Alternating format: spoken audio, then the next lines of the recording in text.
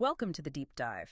Today, we're taking a look at some source material that's really quite revealing, a bit unsettling, actually. Hmm. It's a recorded conversation, seems to pull back the curtain on an alleged scammer named Ghazala Din. Yeah, and what we want to do is really unpack the mechanics here. Yeah. How this alleged scam works. Exactly. The pattern of deception. And there's this really interesting dynamic in the recording. It's between someone investigating, maybe a victim too, and someone else who gives some very striking denials. And what's great about this source, this recording, is it's raw. Hmm. It gives you this unvarnished look at how financial deception might actually unfold. Right. Not just taking the money, but how trust gets built up and then, well, manipulated. Hmm. We're really focusing on the how and the what in this chat. Okay, so let's introduce the players here based on the recording. You've got the person asking the questions. They mention contacting several, maybe 9 or 10 other people who seem to be victims of this Ghazala Din. Right, collecting data points, essentially. Yeah. And then there's the person they're actually talking to in this clip. And their answers are, well, they're pretty interesting. Definitely raise some flags. So the questioner lays out the basic alleged scam. Ghazala Din takes money, says she'll invest it, promises these monthly payouts. Fixed amounts, usually attractive. Yeah, attractive. And then a big bonus later, maybe 1 or 2 years down the road, sounds good on paper. It's designed to sound good. That promise of fixed high returns, that's a classic hook. And the pattern described, it's textbook for some of these schemes. What's the pattern exactly? Well, the claim is Ghazala Din makes some small payments initially, maybe just for a couple of months. Okay, so you see some money back. Precisely. And that's crucial. It builds trust. It makes you think, oh, this is legitimate. It kind of traps you cognitively. Ah, makes sense, like the sunk cost idea. Exactly. You've seen a return, so you're more likely to believe the excuses later when the bigger money, the promised payouts, are due. And the excuses start rolling in. That's what the questioner describes based on the other victims. Oh, no money this month. I'll get it to you in a few days. Definitely next week, end of the month.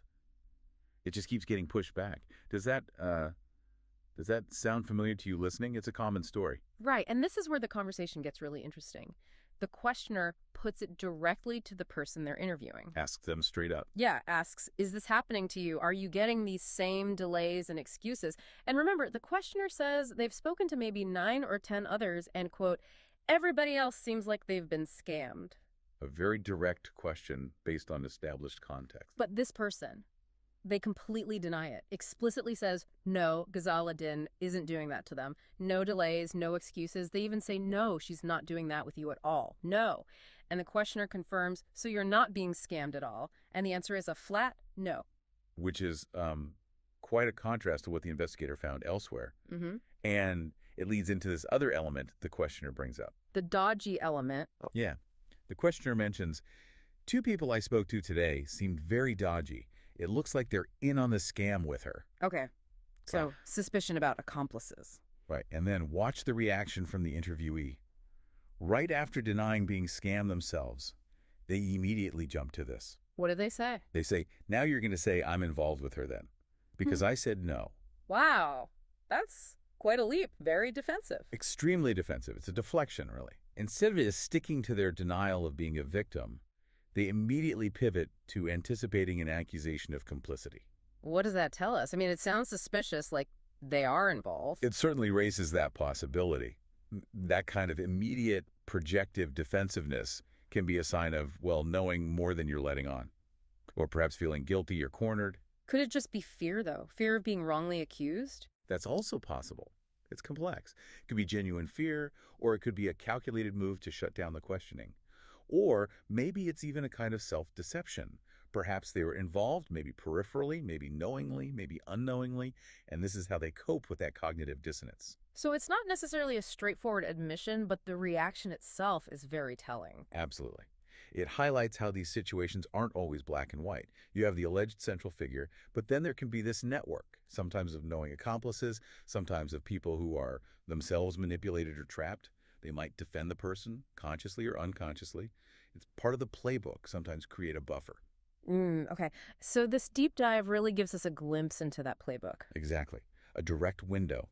You see the potential mechanics, the initial hook of high returns, the trust building with small payouts. Followed by the inevitable excuses and delays. Right. Recognizing that pattern is so important. The promise, then the stall.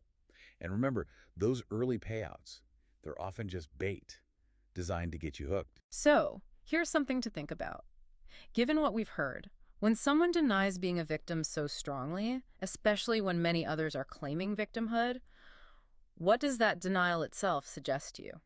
Yeah, what does it tell you about their possible role, or maybe just their understanding what's really going on? What questions does that whole interaction raise for you about trust, about how you evaluate the information people give you?